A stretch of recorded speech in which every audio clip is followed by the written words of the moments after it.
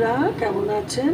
নিশ্চয়ই ভালো আছেন। আজ আমি একটা খুব ঘরোয়া রান্না চিড়ের পায়েস দেখাচ্ছি। চিড়ের পায়েসে আমি এরকম আমার এই যে চিড়েটা নিচে একটু ফ্ল্যাট চিড়ে যাকে বলে, মানে ফোটাতে হবে না, মিশিয়ে দিলে হবে, সেই চিড়ে দুধেতে দেবো 3টে মুখ খোলা এলাচি, আর নিয়েছি কাজু বাদাম, আর নিয়েছি চিনি, আর নিয়েছি ঘি।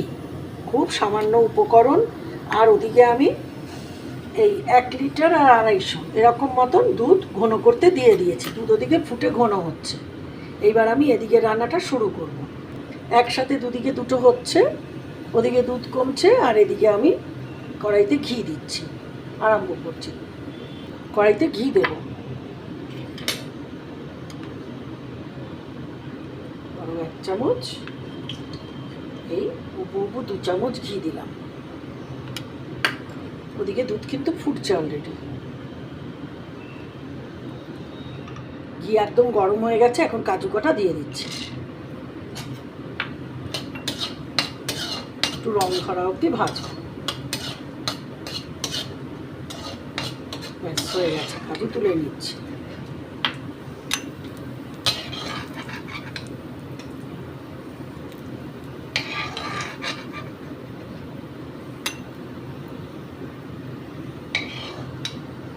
এইবার ওই এলাচি, মুখ খোলা এলাচিগুলো দুধে দিয়ে দিচ্ছি, আর চিড়েটা ঘিয়ে দিয়ে দিলাম। ভালো করে ভাজবো।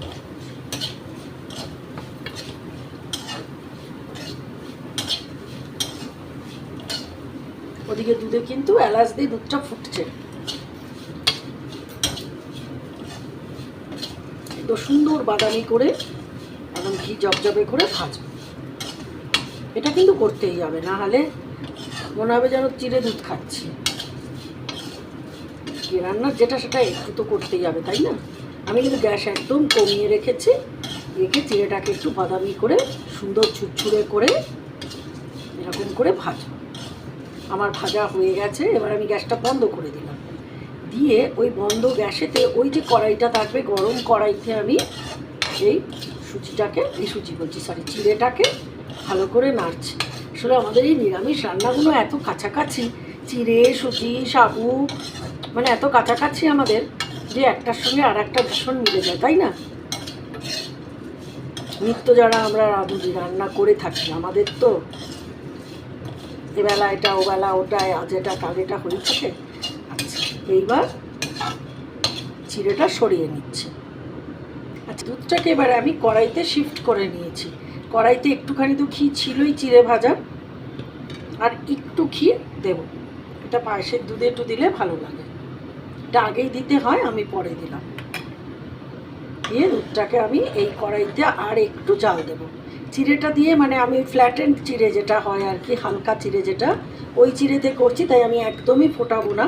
চিড়েটা দিয়ে করে দেবো। চিড়েটা কিন্তু একটু, এই দুধটা একটু ফুটবে, এরকম নেড়ে একটু খোলাভাবে জাল দিচ্ছি। একটু টানাতে হবে। একটু দেখিয়ে দিচ্ছি। এটা যখন ফুটছে তখন কিছু কাজু আমি এর ভেতরে দিয়ে দেবো। আচ্ছা, আমি দেখাচ্ছি। আমি কিন্তু কাজুগুলো একটু কালারফুল করে ভেজেছি। হ্যাঁ, কিছু সাদা রেখেছি, বেশ কিছুটা কালারফুল করেছি, যাতে করে একেবারে ফ্ল্যাট না লাগে।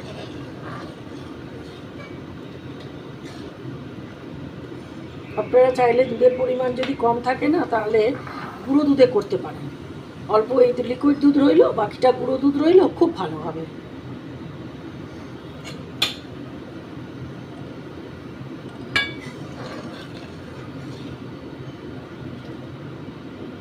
একটু নেড়ে নেড়ে ফোটাতে হবে, আমি দেখিয়ে দিচ্ছি সেই জন্য।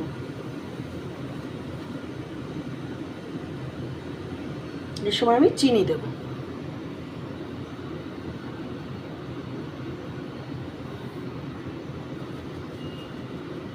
আন্দাজ করে চিনি দিয়ে দিতে হবে। চিনিটা এই জন্য আগে ফোটার সময় দিলাম, যে জলটা চিনিতে যে লুজ ভাবটা হয়, সেটা এখন এই ফোটার সময়তেই হয়ে যাবে। আমি একদম বড় আঁচে কিন্তু ফুটতে দিয়েছি, আর একটু কমলে বন্ধ করে দেবো। স্টেপ বাই স্টেপ দেখিয়ে দিচ্ছি। কি পুষ্টিকর খাবার, তাই না? চিড়ে, তার সাথে দুধ। এমনিতে যে চিড়ে খেতে চায় না বা চিড়ে রোজ ভালো লাগে না, এইভাবে একটা পায়েস বানালে বাহ, দারুণ ডেজার্ট, যখন তখন বানিয়ে ফেলা যায়। এসব সামগ্রী তো মোটামুটি ঘরে থাকেই, তাই না?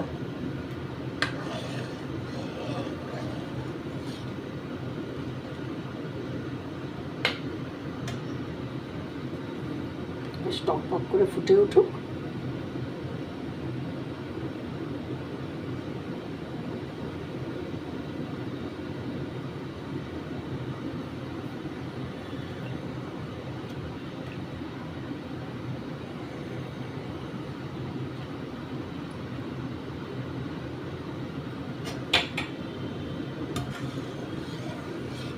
পায়েসের দুধ একটু নেড়ে নেড়ে রান্না করতে হবে, ছেড়ে দিলে হবে না, দুধে সর পড়া চলবে না।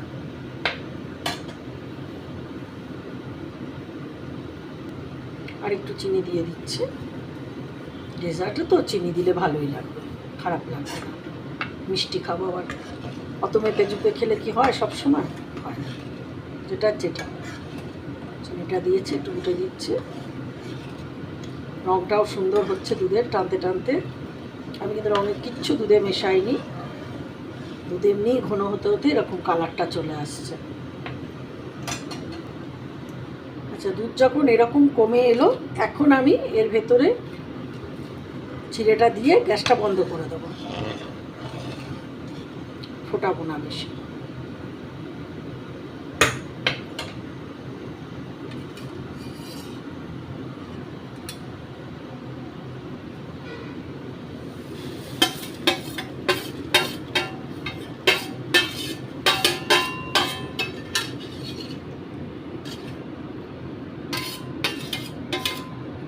অনেক ঘি ছিল চিড়ের সাথে, সেগুলো দিয়ে কি সুন্দর লাগছে না? এবার এটা খুব ঘন করব না এখন, কারণ চিড়ের জিনিস সে এমনি টেনে নেবে, দুধও ঘন হয়ে যাবে। এই রকম পায়েসের মতন হয়ে রইল। একটু তলা এখন রেখেছি আঁচটা হালকা করে, এবার একটু বন্ধ করে দেব, দিয়ে ঠান্ডা হলে দেখবেন থকথকে ঘনও হয়ে যাবে। এখনই দেখতে কত সুন্দর লাগছে না? কটা বাদাম আবার দিয়ে দিলাম। এটা একটুখানি ঠান্ডা হোক। আমার সব হয়ে গেছে, এবার শুধু ঠান্ডা করা। এই যে মোটামুটি ঠান্ডা হয়েছে এখন, কি সুন্দর ঠিক হয়ে গেছে, দেখতে পাচ্ছেন? এই দেখাচ্ছি আমি, এই কীরকম হয়ে গেল, একদম ঘন থকথকে। চিড়েও বোঝা যাচ্ছে কিন্তু, হ্যাঁ তাই তো? এবার আমি একটা প্লেটে উঠাচ্ছি।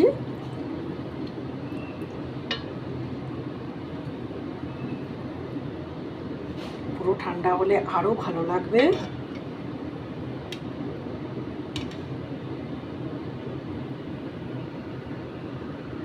কেমন দেখতে হলো এই চিড়ের পায়েস? আপনারা অবশ্যই করে কিন্তু আমাকে জানাবেন, খুব সহজে হয়ে গেল। হ্যাঁ, আর আমাকে অবশ্যই করে সাবস্ক্রাইব করবেন, লাইক শেয়ার যা পছন্দ যেটা মনে হবে সেটাই করে দেবেন, কোনো অসুবিধা নেই।